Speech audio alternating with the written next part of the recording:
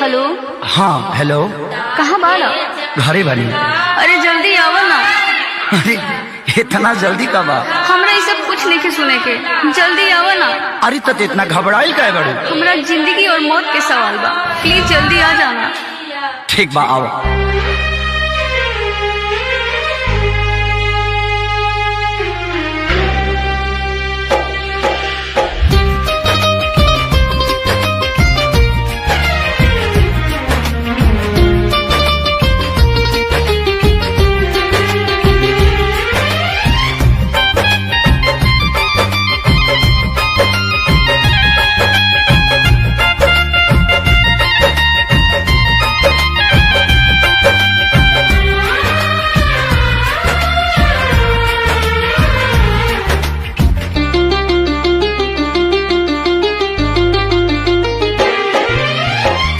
पागल के भइल बाटे पागल के दासा, आज हमरा पता चलल प्रेम के भाषा।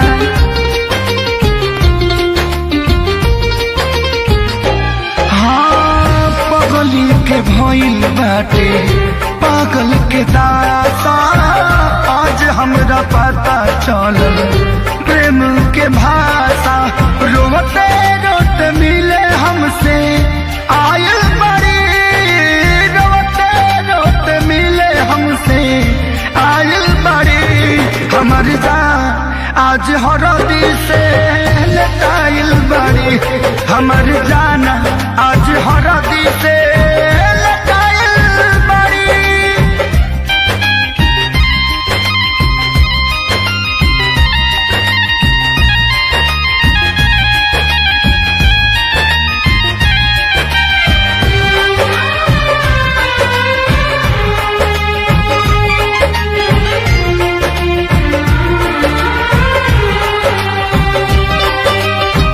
घर परिवार देख खोजत होई जा, छतिया पमुड़ी धके रोवा तारी एही जा।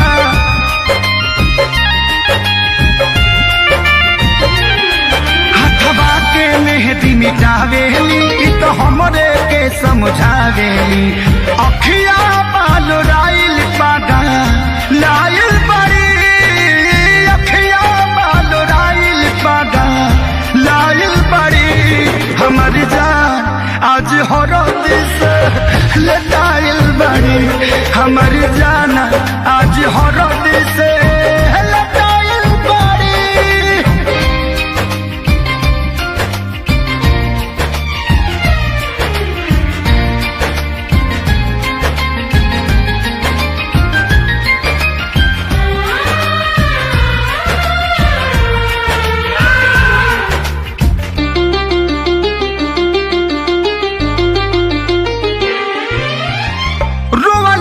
इनका घर बनावा के पाता, प्यार के मतलब रब जी जुए बुझाता।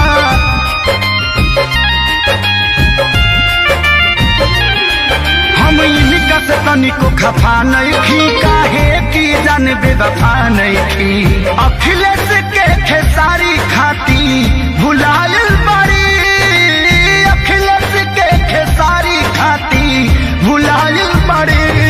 हमर जान आज हरद से लटाइल बड़ी, हमर जान आज हरद से लटाइल बड़ी। ए जान हम तो के छोड़ के ना जाए। सुना, कुर्बानी के नाम ही तो प्यार होला, और प्रेमी से बढ़ के परिवार होला। सबके इज्जत के बात बजान, तोहरा चले के परी। चल